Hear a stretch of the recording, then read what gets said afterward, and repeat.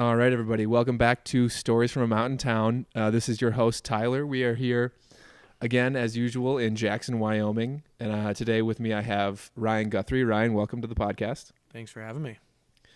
Yeah, awesome. And Ryan is a neighbor now. Yeah. We met super randomly at the Cowboy Bar one night. And then when did you move into the neighborhood? I moved here, I guess, late last fall, around late September, October. Yeah, that was a funny time. We were walking the dogs down, and it was kind of dark. And your roommate has a dog or something, right? No. So my brother is back at home in law school, but he comes out here and works on all his breaks. So him and his roommate were out here living in our basement. Oh yeah, and sick. Yeah, they brought their dog. Yeah, so that dog was meeting our dogs, and then this guy walks down, and he has like long curly hair, and I was like, "Is that Ryan?" And then you like introduce yourself, and I was like, "Ryan Guthrie." Yeah. And we had like seen each other a bunch of times, so we didn't really recognize. It was each other like that dark. too. Yeah, it was funny. Yeah, awesome. Mm-hmm. And as always, we have some Snake River beer. Today we have the Jenny Lake Lager. Love it. Ryan's favorite. Oh yeah. What do you like about this beer? Honestly, not super hoppy. Mm-hmm. Just goes down pretty smooth. Yeah. Not a super light beer, but not a super dark beer. Kind of a good medium brew. Yeah, definitely. I enjoy all the flavors of beer, but sometimes, especially here, being like, I don't know if it's mountain towns or what it is, but they love their hops so much, and just I love a good IPA every once in a while, but too often, and I feel like I'm just drinking dirt. Oh yeah. Or like drinking grass or something. Totally. So having something like this or their Monarch, have you had that? Is really good. It's like it's just a Pilsner, so it kind of has the same flavor of like a Bud Light or something. Mm-hmm. Sorry, Snake River. But it just like a lot stronger flavor because it's a microbrew. Yeah. So that's a super drinkable one also. Mm-hmm. And the Hike It, or no, not the Hike It, the Earn It. Earn It. Yeah. The Earn It's good. Earn It's got a ton of good reviews, and that's a relatively new one, right? Yeah, I think so. Sure. And my favorite part about Earn It is just, I said this before on the podcast, I like to order it when I've done like a big hike or something that day, like a big ski, like feeling like I did earn it. Like, yeah, exactly. For no other reason than just the name is that. It could have been called anything, or just could have been called Earn It. And then, you got to drink Jenny Lake at Jenny Lake. Yeah. Hi, Tay. Taylor's just heading out to work. She's all decked out in her scrubs. Have fun. For sure. Yeah. So, how long have you lived here in Jackson? I moved here October 1st, 2017. So a little over 2 years. Third winter here. Sweet. Have you loved it? Loved everything about it? Oh my gosh, yeah. It's I worked a desk job for 2 years prior to moving here. So. Yeah, you said that when we were golfing, you were like a financial advisor or something like that. Yeah, I worked in finance. Interned with him in college. It's a company called Northwestern Mutual. Oh yeah. Yeah. Everyone knows about them. Yeah, right. So interned on their insurance side. Was fortunate enough to do a pretty good job as an intern. Earned a full-time position upon graduation from college, and worked with them for a little while. And my brother actually, he had just finished undergrad that May of 2017, and told me he was going to move out to Jackson prior to going back for law school, and I was not going to let him come out here alone and have all the fun. Yeah. Had you been here just visiting before that? Yeah. So I had visited our buddy River Bryant. Visited him once. I'm not sure if he played golf with us that day. He works at the sporting club as well. I think he might have said hey, but it was just you, me, and Alex that played. Yeah, for sure. And then he lived here for the winter of, I guess, 2016, 2017, and we came and visited over New Year's and loved it. And we grew up skiing in Park City, Utah, so skiing's always been a big part of our life. Yeah, totally. So yeah. And you grew up in like Georgia? Yeah, Savannah, Georgia. And then I was yeah. just fortunate enough, family has a place in Park City, so we grew up skiing there. And Mav wants to come sit with you. Hey. Park City's awesome. We went there. It was a really bad winter for them, but we went there like January of like 18 or something. They're one of their worst winters ever. Yeah. So I was actually there in January of 18 too. Yeah. So the resort was like, I've been coming here for years, so I was comparing it to this Mm-hmm. and comparing it to this on like powder days, and I was like, oh, this place freaking sucks. Yeah, no, I but remember at that point, like the good terrain wasn't even open. at Yeah, Park like City. the base was like less than the hill in Minnesota that I was Oh, riding yeah. at, Yeah, which it was was a tough like year for them. Luckily for them, they have a really phenomenal snowmaking operation, so they're Yeah. able to stay afloat. But it's like skiing East Coast or yeah. Minnesota. Yeah, but the town of Park City was really, really awesome because Mhm. that lift and that run that goes right into town is Yeah, so town sick. lift. I don't know It's if there's any sweet. other place that has I that don't sort think of there setup. is, where it's just kind of like you kind of park downtown and take the lift to the mountain. It's Yeah. pretty cool. Yeah, It's it'd be neat. like, for anybody who knows like the town of Jackson, it'd be like if Snow King had a lift that started in the square, yeah, in the town square, yeah. which would And- be insane. And then before you know it, you're on top of the hill. Yeah. Yeah, and you can ski right back down to it. And Sweet. I'm a whiskey guy, so that High West distillery is right there. Mhm. So we popped it we skied right to a distillery, Yeah, and it's not like a quote unquote distillery that the mountain owns. It's like its own thing. It's in the little quote unquote downtown area of Park City. yeah, So yeah, that was really fun. yeah. It's super fun. I was really fortunate to ski there as much as I did growing up. Yeah, So yeah, Yeah. awesome. So what made you? So you said just your brother was going to come out here. What was kind of the thought process in this being the place to come, as opposed to even Park City or any other mountain town? Because you had a connection somewhere else. for sure. The terrain in Jackson is obviously in the resort of Jackson Hole Mountain Resort, it's I'd say unrivaled in that you can ski 4,139 vertical feet and Yeah. only take one lift to get there. Yeah. in the tram, and that's great. And there's That's unbeatable in the lower 48. No, and it's super anywhere, high angle, and a lot of rocks to jump off of, and that's what I wanted to do initially. And then after spending my first winter here, it eventually progressed to focusing more out of bounds, and that's why I think people really move to Jackson, is to explore out of bounds terrain and work on skiing in the backcountry. That's kind of what I've been doing this year too. I got a split board around Christmas. Yeah.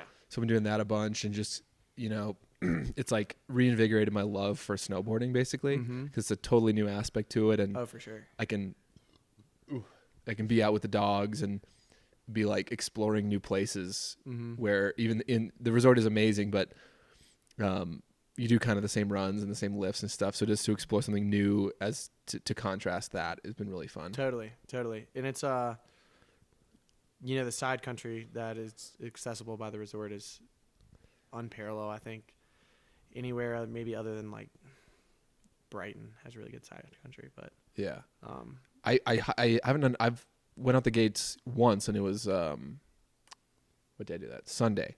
And I started to do the Cody Peak hike and realized I didn't have enough time, so I just kind of did a line and got out through Rock Springs. But there's those are some serious lines just if you start hiking up Cody. I was looking at it For from sure. like the base there, and I was like, there's not like an easy out once you start hiking up there. Oh yeah, no, everything's super high angle up on Cody, which is great, given the conditions. But that's where you really, really, really got to take into account the conditions, because given that it is such a high angle, it's very prone for avalanche. So Yeah, and exposed. There's a lot of cliffy, rocky stuff that sometimes asks for like a mandatory air to get out of these lines. For sure. And it's wild too. I don't know if you've been reading the avalanche report, but it's been low for like a week now. Other than a couple days ago, they bumped it up to moderate because Pucker did slide. Pucker, where's that? Pucker Face, it's that first, when you're doing the Cody hike, it's the first kind of little face there, right? So it's got Pucker, no shadows, 4 shadows, central, and then the Powder 8 side. Yeah, is it where like you start to go kind of across the top of the ridge? Yeah, and it's down to the left. Okay, yeah. Yeah. So. Yeah, that's gnarly. I did me and the dogs on Saturday did Pyramid Peak. Have you done that before? No, I haven't. So do you know where it is? Nope. It's you park at the Phillips Ridge parking lot, and then you kind of go in a little bit to past the 2 creeks in there, and then you go north a little bit because there's along like the property lines there, and then there's kind of like this big kind of an avalanche chute, and then you just kind of Ooh, this beer's extra get ya. fizzy to make me burp. And you just kind of tour up on this ridge line, and it's and this ridge that goes up the one side, and then it's called Pyramid Peak because at least I think because it kind of looks like a big triangle, and at the top there's a triangle of like open space. Mm-hmm. But we climbed from the valley floor up to like 9,500 feet. Yeah. So it was like a 3.5 hour tour, and then you get to the top, and it's like you're way the hell up there. It's basically like walking, for anybody who knows the resort, from the tram up to the top of Sublet. Yeah. With dogs. Yeah. But it was super awesome. That's sweet. That's sweet. It's I need to ski the pass more, but in the park more. But the park. I've never done that. Yeah, I need to. I've done. It's been a really cool year in that I've been skiing since October 19th. I think was my first day on snow. Yeah, awesome. This year, and we toured Togety quite a bit, just 2 oceans, and then it's been kind of one train mind since then. It's just back into the winter.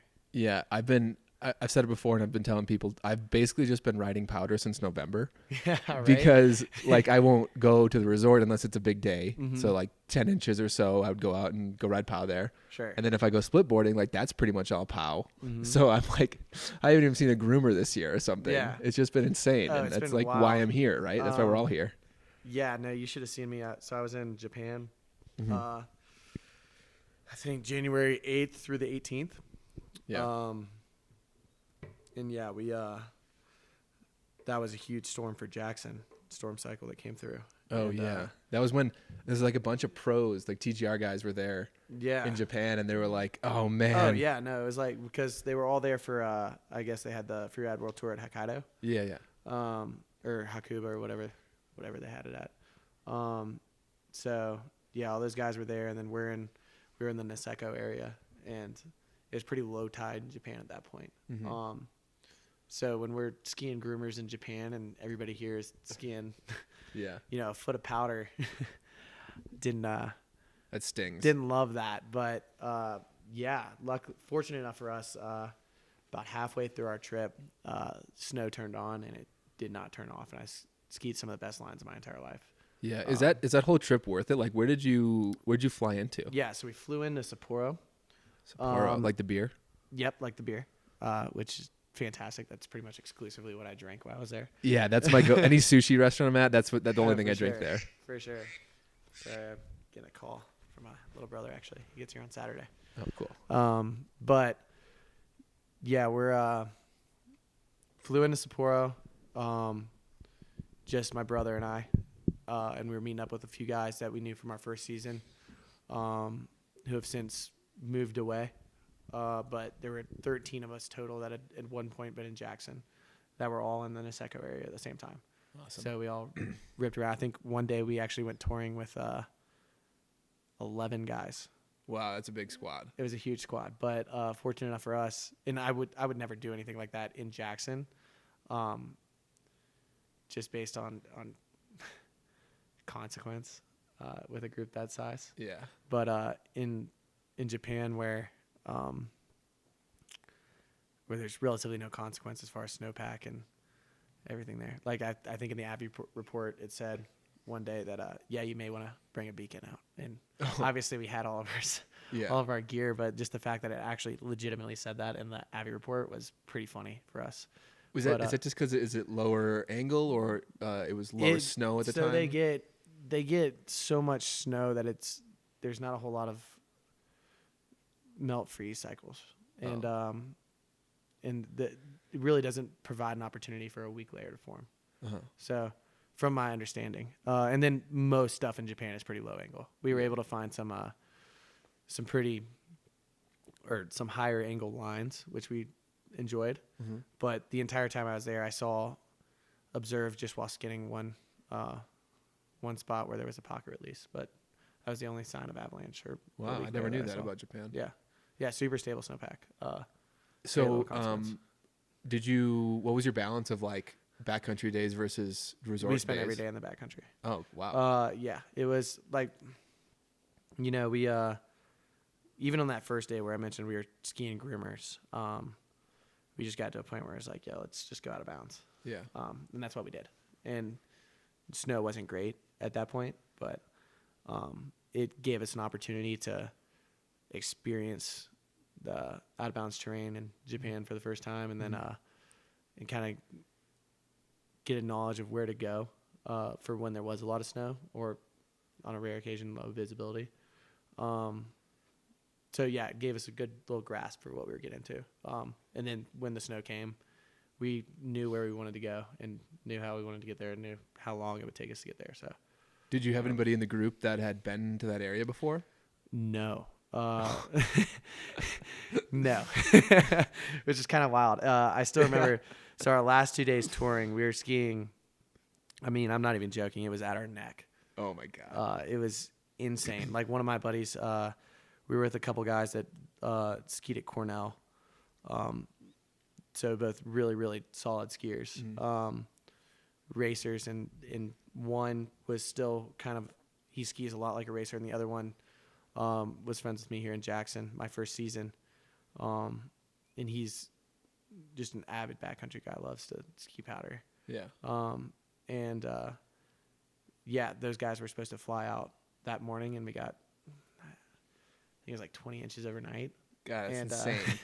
Yeah, he said they both missed their flights intentionally and came skiing the next day and just flew standby the way home. Yeah, that's awesome. I've had that here a couple times when it's like, it'd be like going back to college or something. I'm like, hopefully this snows and I just get locked in here. Yeah, right? You're just kind of praying that your flight gets canceled. But yeah, for them, they flight didn't get canceled. They just missed it. They didn't want to miss out on the good snow. And I think, from my understanding, it was very worth it for them. Yeah. So, what's the do the locals in those areas in Japan, like, do they get out in the backcountry like as much as the locals maybe like here do? Is it like a big part of the culture there? So most of it in that area, in the Niseko area, it's not a ton of locals that you see skiing, right? It's a lot of seasonal employees on visas, a lot of Kiwis and Australians. Oh. And then there are some Japanese that ski out there. And when we were skiing in Awanapuri, which is, my brother and I were standing at the peak of the backcountry access from the resort, and we kind of looked out over and we were like, that looks really cool to ski. And we ended up doing that for our last 2 days, which was really cool. But that had a lot more Japanese influence of touring. Whereas most of the visitors never even thought to ski over there, or the seasonal employees never thought to ski over there. We were just fortunate to see it one day. Yeah. I wonder if like your frame of mind, like living here and like you can just like go ski whatever you can see. Oh, I definitely think that played a huge factor. I mean, where most people are like looking, like for instance, there are gates just like there are here. Yeah. There are gates at the Niseko Harafi Resort where you exit and then just ski right there. It's almost similar to like a rock spring slop. Yeah. And most people just say, okay, we're gonna go here. And a lot of people go out, they don't have beacons, shovel probe, nothing. They've just got themselves, which is kind of gnarly thinking about it. Like that would, you see people in Rock Springs all the time doing that, but yeah, I would never go out of bounds without the appropriate gear. I certainly have before I knew anything about that. Just like, I'll just like go out of the gates real quick because that's cool. Yeah. But like now I bring my beacon and everything no matter what I'm doing pretty much. Oh, totally. Because it's just like not worth it. And I know like the one time I don't bring it will be the time that I need it. Oh, 100%. And especially if I do it alone a lot with just the dogs because it's just like an afternoon or like Taylor is working the nights, so she's sleeping during the day or something like that. So just go ski some like low angle stuff. Yeah, like Phillips Ridge or just like Edelweiss or something. Like I do it alone so often that it's just like it is not worth it for me to get caught in something and have only the dogs with me. Totally. Yeah, you gotta ski some pretty low consequence stuff there. Yeah. So, but yeah, we I don't know. Japan was a great trip. I've got some really cool pictures and videos from that. Yeah, I love how it seems like so much of the terrain is just these like certain special kind of trees there with like branches that are like really high up, and they like make these big pillow things everywhere. Oh, yeah. Like it seems like that's everywhere there. It's dude, honestly, it was so low tide while we were there. Just for that time of the year, not a ton of snow. Until the end of our trip, then we got a lot of snow, but still just the overall base was really low. We were like bushwhacking bamboo a lot of the time. Oh man. Which was kind of hurts. Yeah. I mean, bamboo, you can make ski poles out of bamboo. Like that's like hard shit. No, it was like really tiny, but I mean, still it was kind of gnarly skiing through a bunch of bamboo, especially like in a lot of it was like little creek beds that you're skiing out of or whatever. Oh yeah. That there's just a lot of vegetation there. So what's the elevation like at like some of the higher peaks that you got to? Because it's basically it's low. Yeah. It's definitely low. Like we were skiing a few spots that you could actually see the ocean when you're skiing. Oh yeah. But I can't imagine it's more than 1,500, 2,000 feet. Yeah. That's low. Does the snow get like wet and like no? warm? It's all based on cold fronts moving through Serbia. That kind of roll into Japan. Oh. And that's where the good snow comes from. It was the lightest snow I've ever skied in my life. Even lighter than like here, like Montana or something? Not even in comparison. It was the lightest snow I've ever skied in my life. I'd always thought that it's like wetter because it comes off of the oceans, basically. Yeah, no, well, so it's not coming off the ocean. It's coming off of Asia. Yeah. And, yeah. So, but yeah, it was crazy. That's awesome. Yeah, I didn't anticipate it being that light, but it was. I remember my brother. We were skiing a chute in Awanapori, and he kind of stopped in the middle of it, just to kind of get his bearings, because he couldn't see. The snow was so deep. Yeah. And he started sinking, and like was like, "Oh God, I gotta start moving again." It's like quicksand. Yeah, right. So that was pretty awesome. funny. That was a good story. Yeah, that's awesome. Yeah. What's your touring setup like these days? Yeah. So at this moment, I ski at Black Crow Anima, which is it's 188.4 centimeters long, 115 millimeters underfoot. I've got a shift binding on there. Nice. So. Have you had any issues with the brakes on those? I wouldn't honestly. From what I hear, a lot more people have issues than I do. Yeah, as I ask, because yeah, two of my buddies that have them, one Noah, I don't know if you met him. He lost a ski, brand new ski that he got this year in the Hobacks this year. Really? With shifts.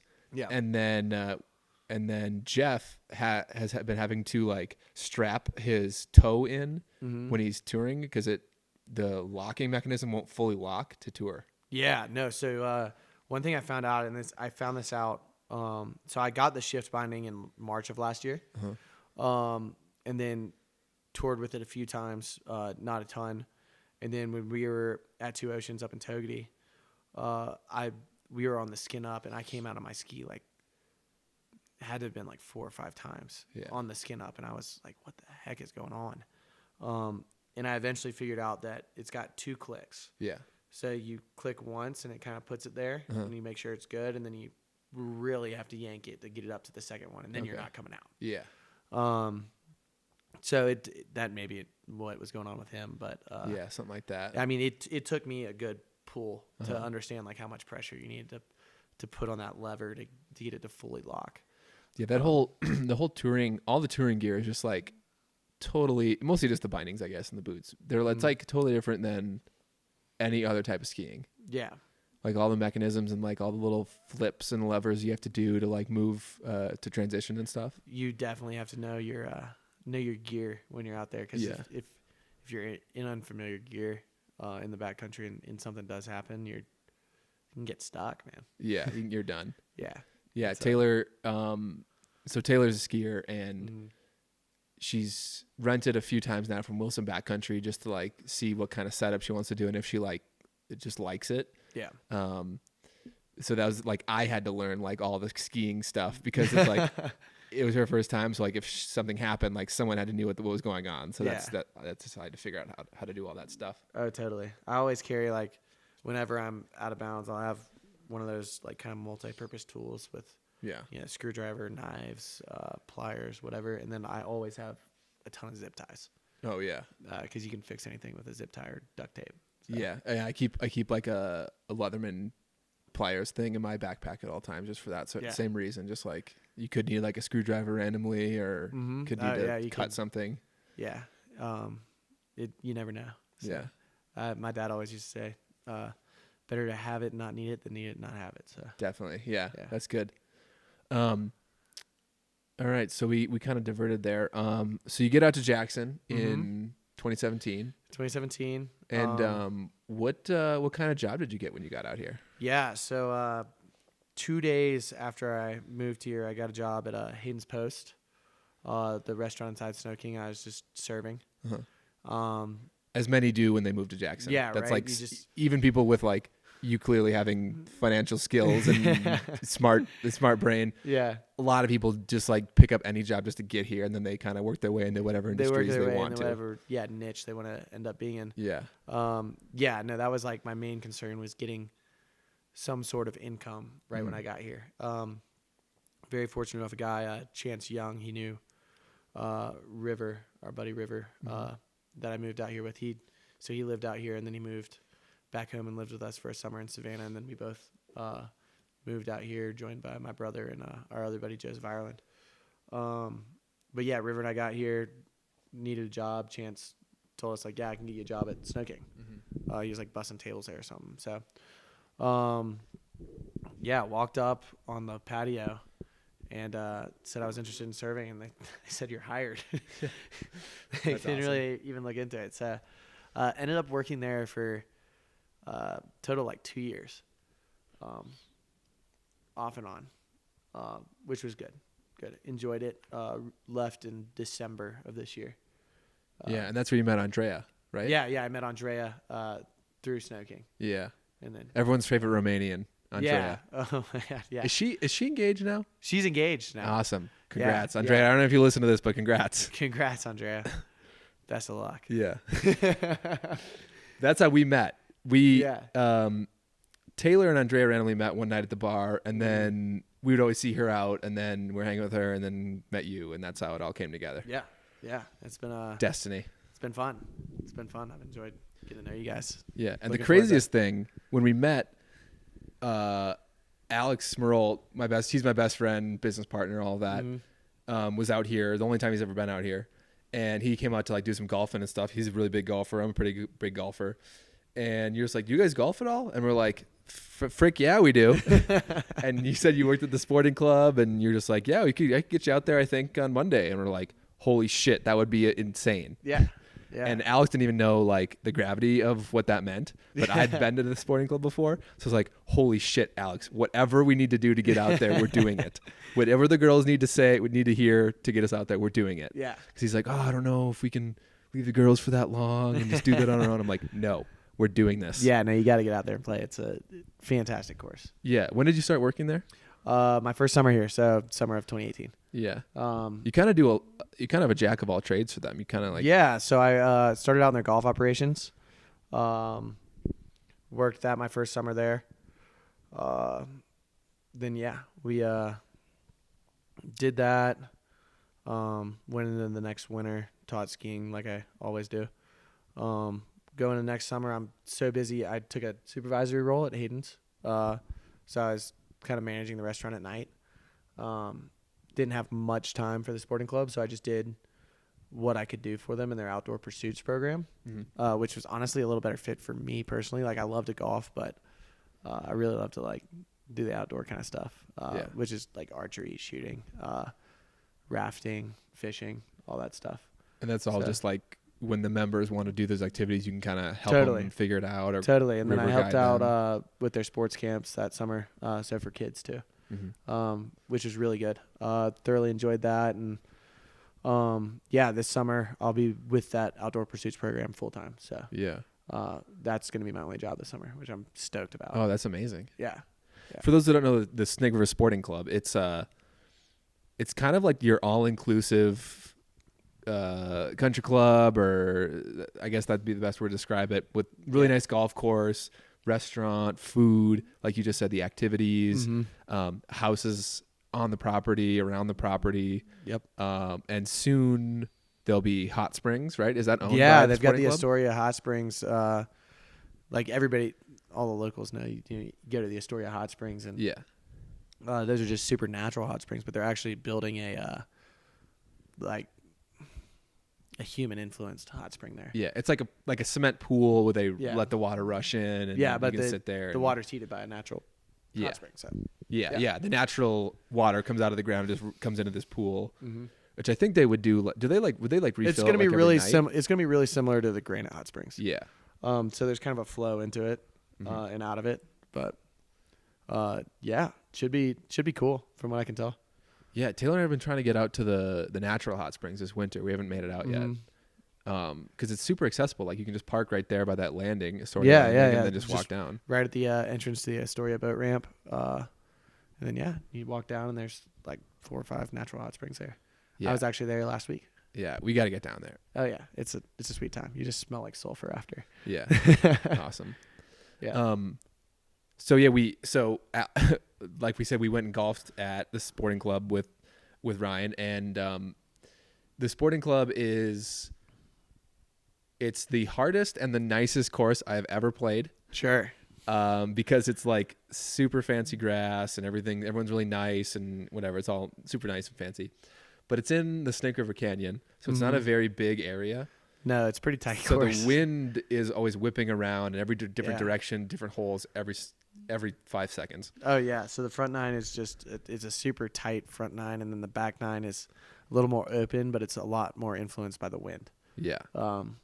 It's a tough course. It's I don't know the exact statistics on this, but I know it's been rated the #1 golf course in Wyoming by Golfers Digest a few times. A whole bunch of times, yeah. Yeah, and it's a Tom Weiskopf design course. So yeah, and I think the hardest part. So it's very firm, and they dry it out in the summer, and the fairways are I think a normal width, but then it's the rough that's like so you got like the fairways and then the rough. The rough is like 15 yards wide. Yeah, the rough's like 15 yards wide, and then you have fescue. Yeah, and the fescue, if you hit a ball in the fescue, it's gone. Yeah, when I'm caddying, I'm just like, you can go ahead and forget about that. Yeah, we had I've had plenty of balls there where it lands in the fairway, and then like one hops and it hits the fescue and it's gone. So you're like, oh, it's a decent shot, and then it's gone. And then it's gone. Yeah, you're like, man, I really cranked that one for nothing. Yeah, basically just bring your range balls out to the real course. Yeah, right. So you're not losing all your real balls. Totally. So we have a few members that we have to get onto about snake and range balls and using them on the course. Oh, you don't? The course doesn't like that? Nah, that's pretty frowned upon. But I've always wondered. I mean, since I went there, so I mean, it's a very fancy club, so big, cost to get in the club. It's actually really affordable for people. Oh, really? Yeah, they're like junior membership for, I think it's people like under 50. Mm-hmm. It's like super affordable. Really? Yeah. Like comparable to like the other ones around here? Oh my gosh, like night and day. It's because of its proximity to town, I assume. Oh yeah. But no, it's great. We've got a great foundation for young members at the club that are going to stick with it for a long time. I haven't even looked at that. I should take a look at that. Yeah, it's actually pretty sweet. Yeah. But I always wonder, like, how do the members do in the course? Like, 'cause it's a super hard course, and like, if it's a vacation home, like you're not playing it every day. Yeah. If you're someone that works so hard that you have the money to do that sort of thing, you're working more than you're golfing, so you're maybe not like the best golfer in the world. So like, how do the members do out there? Oh man, it depends. It's a pretty varied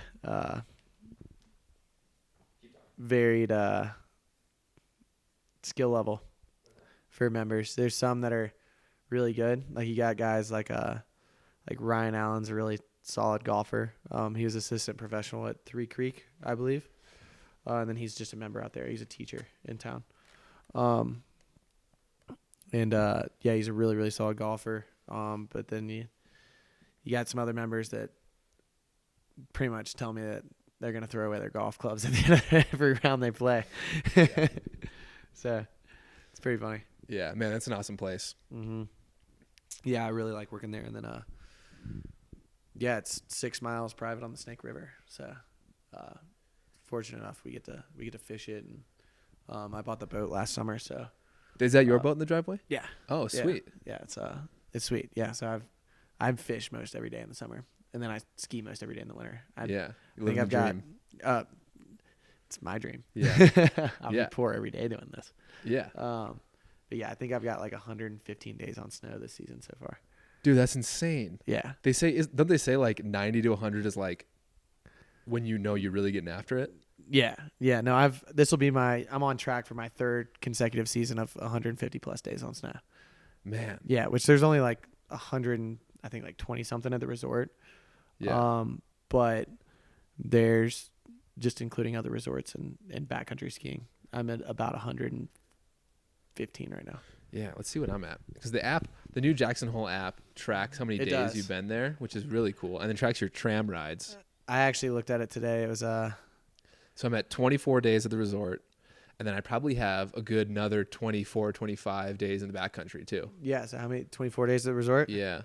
Yeah, I'm at, let me check it out, 86 at the resort.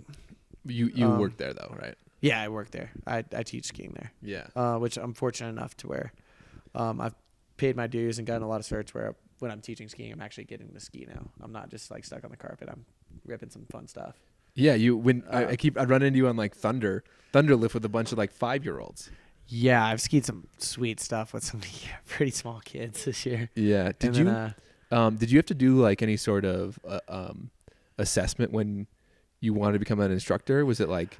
So I was lucky enough. I got a recommendation from my ski coach growing up. He was my grandpa's best friend, or is my grandpa's best friend, and I grew up skiing with him every day. I was skiing in Utah when we were, at our house there, and he skied in 2 Olympics and coached one, and was the most. That's awesome. He was, from what I hear from my grandpa, the most requested instructor in the country for a while. And there's like an association of ski instructors or something like that. Yeah, it's PSIA, Professional Ski Instructors. Oh yeah. So you got a stamp of approval from that. Yeah. He gave me a pretty high recommendation. That's so awesome. I was fortunate enough. I didn't have to try out because most people have to try out to instruct at the village. And then my first 2 seasons I got quite a lot of certs. I got my PSI level 1 and 2, and then I'm going for the 3 this year. So. Which is, aside from examiner status, that's the highest you can get as a ski instructor. Well, that's awesome, dude. Yeah, we'll see how it goes. Yeah. Is it? Does it ever get frustrating, like having to be with little kids? Like, no, I love day? skiing with kids. You do? Yeah, I much prefer skiing with kids over adults. Oh yeah. Because they're just ready to go, ready to send it. They're not worried about like getting hurt. Totally. If you develop trust with them, they'll trust you, but at the same time, they're going to trust you. So it's very important not to overtrain them. Oh yeah. Because if you do, they're not going to second guess it. Uh-huh. But yeah, just establishing that trust with the kids, and then doing your best to progress their skiing. That's the way to do it. But fun's the most important part. I've been pretty lucky. I've got,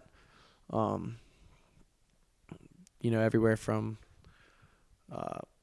5 to 7-year-olds or 5 to 9-year-olds, local kids that I ski with every weekend, and every single one of those kids are skiing double blacks at Jackson, which is gnarly. That's insane. There's a whole lot of adults that don't do that. Oh yeah, no, it's sweet. You hear that? Everyone that doesn't ski double blacks. Ryan, my brother, he would not do a double black. Well, no, he's done one. We did a family.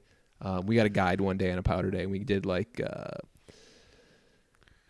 what's the one like to the lookers left of Sublet, the chutes up there. The altitudes. We did. We did one of the altitudes. Like Alta 1. Yeah, as a family. Cool. On a pow day. So that's the only double black he's ever done.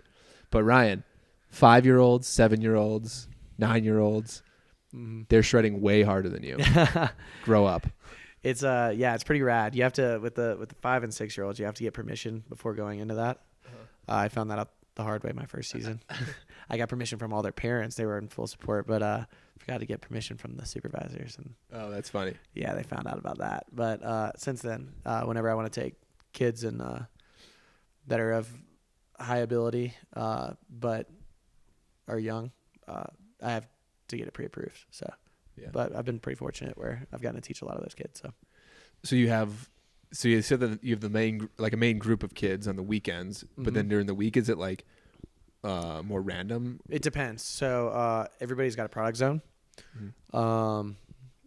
There are, it's pioneers, which are like 3 and 4 year olds, Rough Riders, 5 to 7 year olds this year, and then explorers, which is 8 to 14, I believe, and then after that it's adults, and then there's a whole nother. There's like multiple divisions of adults, like max 3s and max 5s, and steep and deep camps, and then there's private lessons.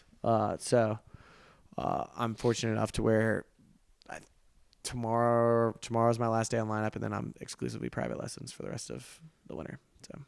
So those are just people that are coming here and they pre-scheduled something, and a lot of them are, and they're then like put Ryan on it. Yeah, a lot of them are, which it's to my advantage, fiscally to book it myself and kind of take care of them. But some of them I'm assigned, so just depends.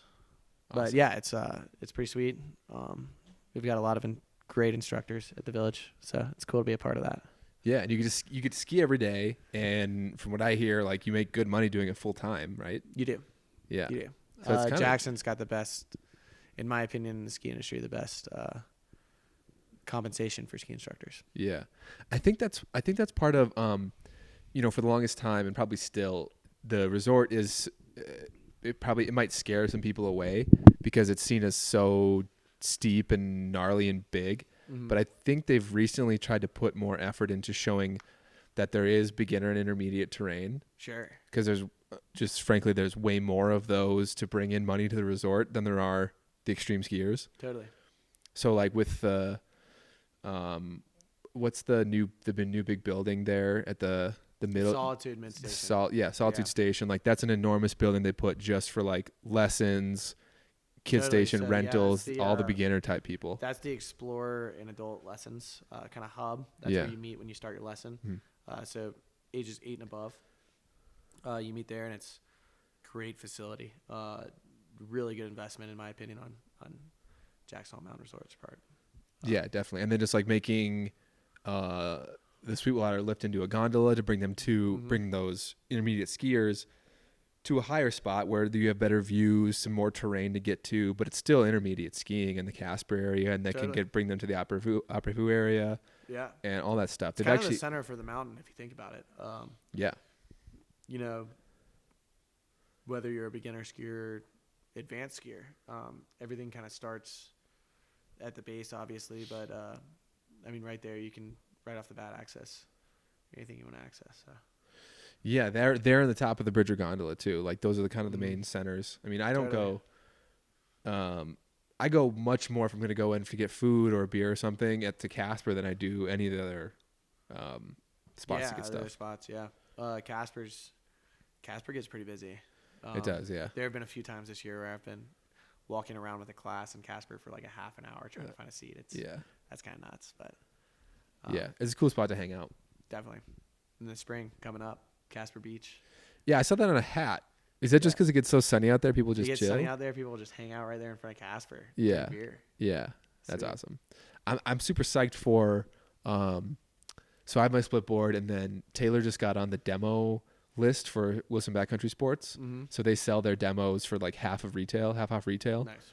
And if you get on a list for a certain model, like they'll call you up at the end of the March and be like, "Hey, Taylor, do you want the ski? You're on the list." And she'll be like, "Yeah." Yeah. So she gets what ski is she looking at? Volet V8 something like a 110 underfoot. Cool. She tried like 3 different Volets when she rented, and she liked this one the best. Yeah. And it comes with like a G3 pin binding, something like that. Some nice, like a really nice binding. The one that the owner at Wilson Backcountry uses himself. But yeah, if anybody's looking for some new touring skis, like hit up Wilson Backcountry, or even just anything. Like, do you ever go to Wilson Backcountry Sports? Yeah, no, I've got. I bought like all of my Abbey gear from them.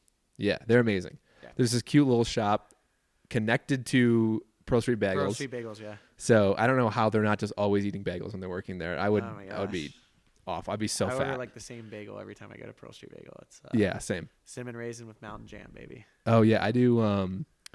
Just a plain bagel with like their mountain berry cream the cheese. mountain berry cream cheese. Oh yeah. Yeah.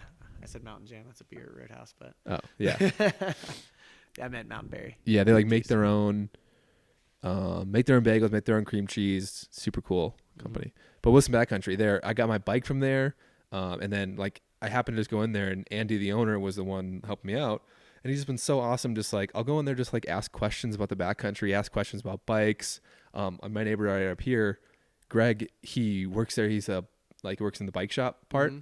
So like I just brought it in there one day when it wasn't really working right, and he's like, "Oh, I'll just like fix it up real quick." Yeah. They're just like so awesome, like just a little bit of just actually trying to help me out rather than like sell me something has now made me buy me and my family and friends spend way more money there than I ever would have. Oh yeah, that's like what's so great about Jackson too is like literally people helping people here. Mm-hmm.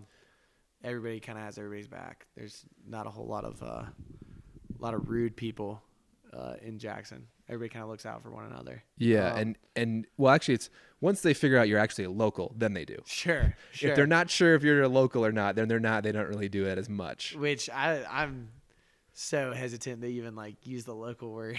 I'm like, in my opinion, it's like, yeah, I got to be here 20 years before I'm a local. There's just so much attrition in Jackson. Well, I found like people, if literally if you want to live here for like more than like a year and a half, they'd be like, okay, you're fine. Yeah. Yeah. Like literally when we moved in here, I was outside doing something. Someone walked by and they're like, "Hey, did you just move in?" I'm like, "Yep, meet my girlfriend and my dogs just moved in here." And they're like, "You gonna be here a while?" I'm like, "I freaking hope so." Yeah, right. Yeah. You can figure out a way to make it work financially. You can stay here as long as you want. I mean, why would you leave? I know. Yeah. Right. I mean, we've talked about this in plenty of podcasts. Like, this is the boomerang effect of, you know, you get caught up in the idea that like, oh man, I'm paying so much for rent, or it's really expensive to live here and all that stuff. Yep. And then you leave to go to maybe Denver or Salt Lake or something, but then you come right back because you're in neither of those places are you 20 minutes from the most amazing resort in the world, amazing backcountry, amazing mountain biking, amazing fishing, amazing national park. Totally. Beautiful scenery. I don't know of many places where, you know, if you're just looking to get away, if you're, you know, for me, very rarely frustrated with life, you can just drive for 15 minutes and you have no service. Yeah. Just be alone for a little while. I think that's pretty sweet. Yeah. That's and one of to my favorite go parts out about Jackson. Yeah. And I love when I go out, like kind of up in the past when you get towards like the south side towards like Black Canyon, you can go out there and have 360 with nothing that's a human, that's human made around you. Oh, it's at crazy. all. And it's like, wow, this looks the same aside from like a few signs from the bike trails or the ski tracks. This has looked the same for like millions of years. Yeah. Right? No, it's crazy. Yeah. And you know, it's like society today is so influenced by technology and we're so dependent on it. Jackson, I feel like, throws it back. Where there are so many scenarios where, you know, you're in the park or you're in the Gros Ventre or whatever it may be. And yeah, you've got to rely on your knowledge of the situation that you're in or whatever. You can't Google it. You don't have service. So, I think that's really, really cool. And I think it's, great for people to have to rely on themselves as opposed to how most people are today. So yeah, I totally agree. Even here, like we don't have cell service at our house. We just have Wi-Fi. Terrible that works. cell service at my house. Like, I live like 100 yards that way. Yeah. Which is just like a couple times our power has like gone out up here, and so the Wi-Fi goes out. So I'm just like, forget like how do you live without like cell service? You gotta like kind of you gotta reboot like what you do. I don't know if you've seen our backyard lately. Town of Jackson, this is pretty frowned upon, maybe even illegal. I don't know, but we built a pretty big booter in the backyard. I saw your videos of that. Yeah. So we were throwing backflips in the backyard. Which is great. Like, you know, drink a couple beers and hug backies in the backyard. Yeah, I'm doing that. If you can see out the window here, I'm building a mound here on our deck. And then because we have a little bit of a decline here down the lot, I'm trying to make a little snake run and put some jumps or something in and just like have a little day here out in the spring. Totally. But no, Saddle Butte's definitely, you're not supposed to ski it. And we don't ski it. We've got like a jump in our backyard. Yeah. But I've seen some lines up here lately. I don't know if you Dude, noticed that. I have too. I was in Orlando last week and I came back and I saw these lines. I was like, who was doing this? Yeah, no, they're like who coming got from there like a before me? construction site. Like, Yeah. And I mean, I think some of them are, have you met the, they're either like Austrian or like Australian. There's a couple that have a house up in the hill. They do have a Tesla and they have two I haven't little met kids. very many people. Yeah, but they have two little kids that's that are super great for you. You get to walk the dogs and meet everybody. I'm like, Yeah. I feel like people look at me and they're like, "What the hell is this guy doing up He's here on the view?" long-haired. Like, and they're like, "I'm like, yeah, I'm living here for free. I'm pretty lucky." Yeah, that's one of the things that at first I got a lot of looks like that, and Taylor did too, like asking like if we knew this was a private like neighborhood, and Oh yeah, people there's get a a huge little sign bit when you're driving up yeah. that says like private property, $750 fine. Like, yeah, I belong. Yeah, I know, and we were getting these looks. I'm like, motherfucker, like I pay as much, well, not probably as much as that, but I pay a lot to live here. Like maybe just be a little bit welcoming. Totally. And then it was actually like when the fire happened up here, were hanging so out. you were living up here during that. Yes, Yeah, that was like right before we moved in. Yeah, it was. you're just sitting there watching, like, oh shit, we might not have a house Well, boys. it was crazy. I was like, so that day I had a friend in town, and my roommate Finn and my friend Hannah, who was visiting, we decided to hike Josie's. Oh, cool. So we start the Josie's hike, and we see like smoke. Yeah, And we're like, oh wow, that's crazy. Is that a fire? Then yeah, we and that's like right get adjacent up to to the top it. of Yeah. Josie's Ridge, and the whole butte is like going up. Yeah, And we're just like, oh crap, we're supposed to move in there next week. Like, we don't have anywhere to go. yeah, I know it was wild. I know the guy. So we're living in a house of my roommate's mom's friend. He bought the house and doesn't love the architecture, so he's gonna tear it down and rebuild. So yeah, I think he was kind of hoping that the fire would make its way over to that house and kind of destroy it, and he would save some money. Yeah. Wow, that'd be wild. That would have been good for him, but then Yeah. I wouldn't have had a place to live this winter. So Yeah, that fire was nuts. We were over at Whole Grocer.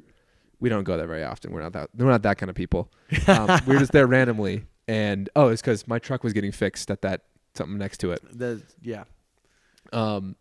So we walk out of there and we see same thing you did, a big pile of smoke and flames going up that side of the butte. And we're like, Taylor's like, where is that? I'm like, our butte. And they're like, oh shit. So run over and get the truck. And obviously like the front desk lady is there, is taking her sweet time. Yeah. And I'm like, hey, okay, my house I gotta might be fucking burning go down. here. Like, yeah. I got somewhere to be. So we started to drive over. Broadway's closed. So we're like, okay, maybe we'll go the back road. Yeah. That wasn't going to happen. And the dogs were here. The dogs were at the house here. So we're like, shit. And we're talking to our neighbor, Don Allen, who they own Still West, Don Allen and Cheney. Word. And we're talking to him because he can see it from the restaurant there. They were standing on the deck.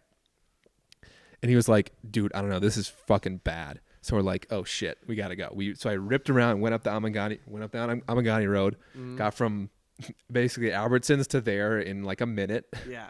Ripping. And like right up here on the road here where it curves, we just stopped right there and ran across the yards here. And that's where we met Brad Boner, if you listen to his episode. Yeah. He's a head of visuals at the News and Guide. Oh, nice. So he was like taking pictures of the stuff. Yeah. He's like, hey, are you guys okay? And we're like, no, we're getting evacuated. Can you help us? Can you help carry shit? So he just comes over here and is like helping us carry stuff out of the house. And we're like, oh God, valuable. So I'm like, computers, camera gear, I happened to like clothes, dogs, and the dogs didn't know what was going on. They were like, thought we were playing, running around and stuff. And so we like got all of our stuff and got some food, or actually we had a bunch of groceries because we just were at Whole Grocer. But Tay was able to drive her car out the main road, and then I got all my stuff and brought it back to the truck. And then we both met back at Still West and just like watched the fire go across the side of the butte there closest to downtown. That's wild. And kind of just like a bunch of the neighbors were there, like sitting on the back. There's like a back apartment area of Still West, like with a little porch. Yeah. So we're sitting there just watching it happen. And we're all just like, are we just watching our neighborhood go up in flames? That's wild. Because it was going so fast with this. It's just grass there. Yeah, no, it's balloons, man. Yeah, and then like the pine trees would hit and they'd just explode. Yeah. And yeah, that whole thing was insane. Well, it was pretty gnarly when they were dropping. They had the planes rolling and dropping that red, I guess, fire retardant down. Like. Yeah, it's like syrupy. Yeah. So it's like, yeah, that was covering like the road and some of the houses for like a while after. Yeah. That was pretty crazy. Yeah. It was fun to watch. And then you moved in the next And then week. I moved in like the next week. And yeah. But like, they say that kind of fire is like good, like that'll prevent another fire in that area for like 10 years, they say. Yeah. Cuz now there's no fuel. Oh, totally. Yeah. Yeah, it's great. And then for morel mushrooms, it's good. Yeah. Do you think there'll be any there? I hope so. What's the thing with morels? Like, so they like thrive in areas that have previously burned. Yeah. From my understanding, they like to be next to cottonwood trees. Uh-huh. So, preferably cottonwood trees that were previously around a fire. But it's not exclusive to that. I don't know about the trees here, like if there's going to be a habitat suitable for morel mushrooms, but kind of sounds like it will. So I'm definitely going to come up here and look around. Yeah. Yeah. Yeah, the morels are such a weird thing. Like we can't figure out how to grow them. Like on their own. I've never really looked to grow them.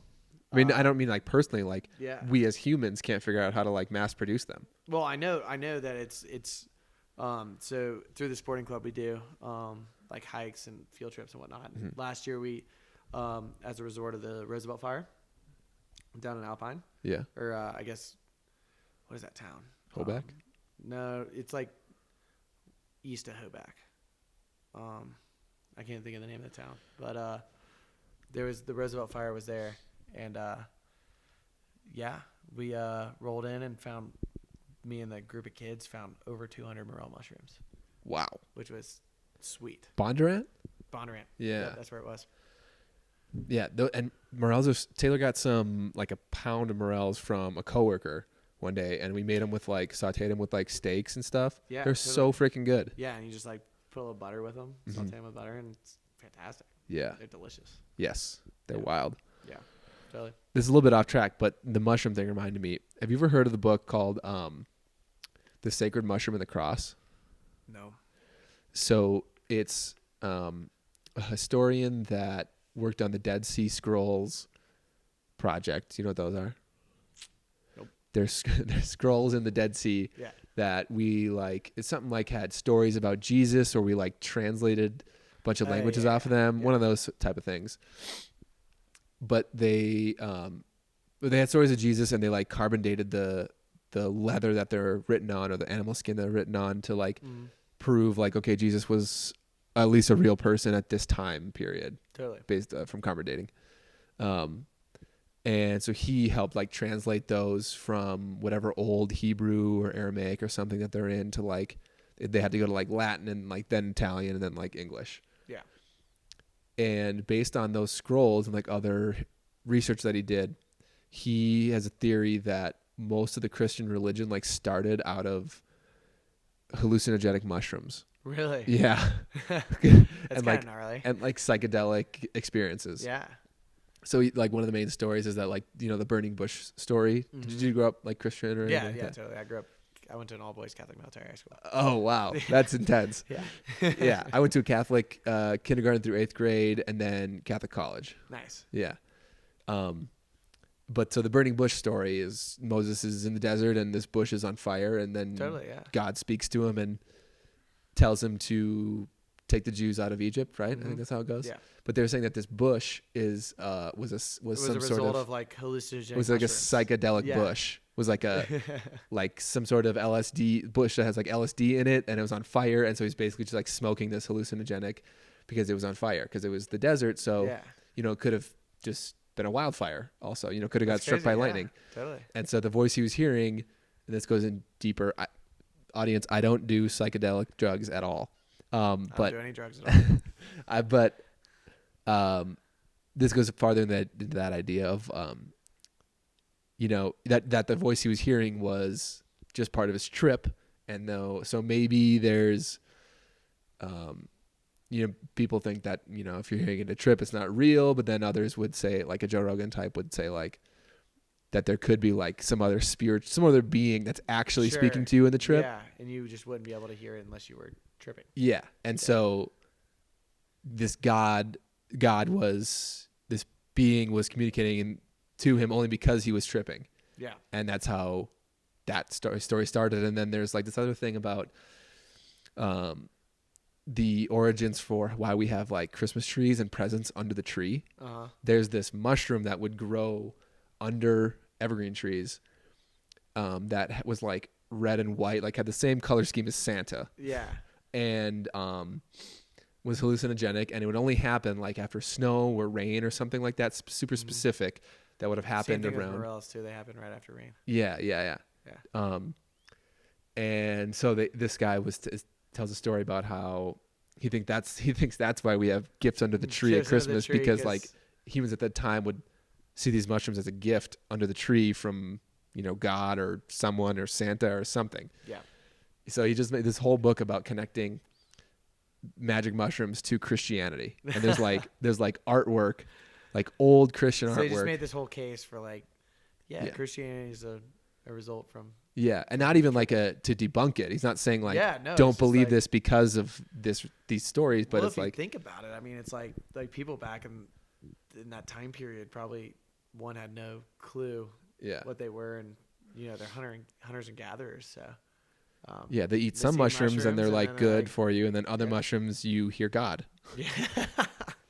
It's great, kind of a crazy concept. Yeah, I haven't read the book. That's just been like I've read a couple things on it, like the cliff notes and stuff, but that's on my reading list. Yeah, no, I'll probably throw that on my reading list as well. It seems pretty interesting. Yeah, it's. I was telling my mom about it, and she was like, "Well, I don't get why would you want to read that." And I'm like, because it's just so freaking crazy that you gotta get all the perspectives. You gotta to get a different perspective. Yeah, that's why I want to read it. Yeah, you gotta listen to everything. Yeah, because it's not like it's a fiction writer. It's not L. Ron Hubbard writing it. It's like a guy who's a historian and like did actual real work that like research into the topic. Yeah, who is like saying like, I think this also now. That's kind of crazy. It's wild. Which if there's substantial evidence to back it up, then you never know. All right. So we're at an hour now. Should we wrap this up? Do you have anything else to do tonight? Nothing else to do tonight, but big day of I got work tomorrow, and then birthday's on Friday. So. Oh man, what are you doing?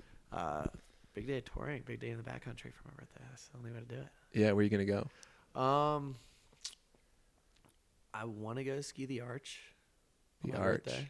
Is that up on Togarty Pass? No, so that's like 3 miles behind the resort. Wait, what do you mean by the Arch? So there's like an actual like literal arch. Okay, yeah, that's what I thought. Yeah, that you can ski through. Yeah. And there's a legend that says if you ski through an arch, you get an extra year, right? You get a year younger. So I figure it's fitting on my birthday to go ski the Arch. Yeah, definitely. It's just a pretty big day of touring. So. Will you like go up the tram and then go out? Yeah, you go up the tram and then go out, and then my roommate and a few people did it yesterday. And they said it was super fun.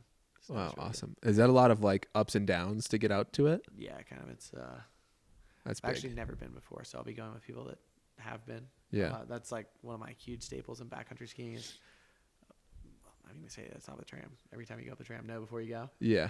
So I would have to go with somebody who knows. It's not just about avalanche conditions and your knowledge of snowpack. It's about knowledge of terrain as well and how to get there and how to get out safely. So yeah, definitely that. And I would call that like disconnected from like your the base or whatever, or where you parked. Totally. Yeah. Especially something that's disconnected like that. You want to know how to get out. For sure. You hear there's actually a really good podcast I was listening to earlier today. I cannot think of the name of it, but it's about like search and rescue in Jackson, Wyoming. It's like sick. The Fail Line or something like that. I can't remember the name of it, but there's some good ones, and you can get lost in backcountry pretty easily in Jackson. So yeah, definitely want to know where you're going. Yeah, sure. Definitely. So. I used to be one of the ones that said, "If you don't know, send it, bro." Because I was here once and I heard someone say it, and I was like, "Oh, that's funny." Yeah, there's I was teaching a kid not too long ago, and a big one now is at the top of the tram. They'll say, "If you don't know," then kids will say like, "I heard Tommy Moe." And Tommy Moe was standing like right next to the kid. Oh, that's He funny. didn't realize it. That's awesome. It's pretty funny. Tommy Moe, I've never met him, but I've seen him around a bunch of times. Yeah, he was guiding that day, I think. Yeah. Jacksonville Mountain Guide. So Yeah, he used to have. So I grew up when we coming here as a family. We had a spot at the Teton Club, and I don't know really why they just probably paid him to be their athlete, but he had a specific locker at the Teton Club for a while. Yeah, that's when you're a big name in Jackson, people want you around. Yeah, that's one of the coolest things about Jackson. I mean, there are so many, but we have so many mountain athletes that You're live out here. Incredible athletes that you can just like, I met like a handful of them just like being around and being in the resort and stuff, and you just go say hey and not be weird about it, and they're just super nice and want to meet you and stuff. Oh, totally. I mean, it's crazy. Veronica Paulson just won the Queens of Corbett's. Oh yeah, sick. The yeah. first woman to backflip into Corbett's. Yeah, right. No, and my first day skiing Togety this season was with her. Oh shit, Yeah. that's awesome. Yeah. Does she live here? Yeah. Yeah. Sick. Yeah. So she's cool. Did you go to watch the competition? Yeah, I was there. I was on another level. Yeah, I was just streaming and I couldn't make it out. But were you at the top or the bottom? I was at the bottom. That's awesome. Yeah, Can you still see when they're going off the top lift? Yeah, you can kind of see everything. I mean, we were having a good time. Yeah. I think we probably made it on a few videos there. Yeah. Just for the fun we were having, but no, it was really cool watching all those guys. I mean,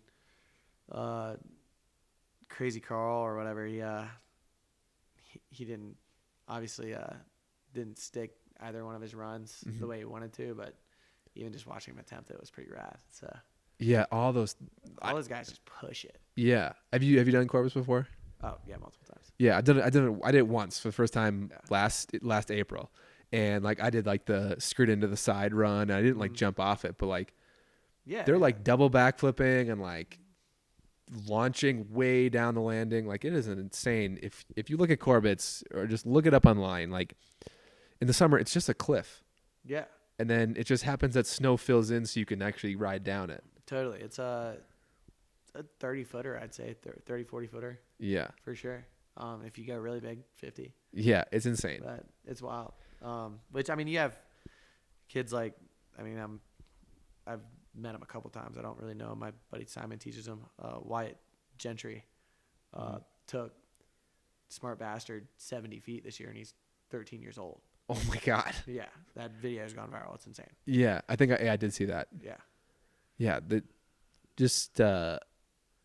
the original like saying about Corbett's was someday somebody will ski it. Yeah. Just meaning like someone will go down it eventually. And now a guy did a double backflip off of it. Yeah, no, multiple people did double backflips off of it. Yeah. It's crazy. And women are doing single backflips and they're just sending it and like. Oh, totally. And that saying was in like when they were building the first tram. So that was like the 70s, I think. Yeah. No, it's not that long ago.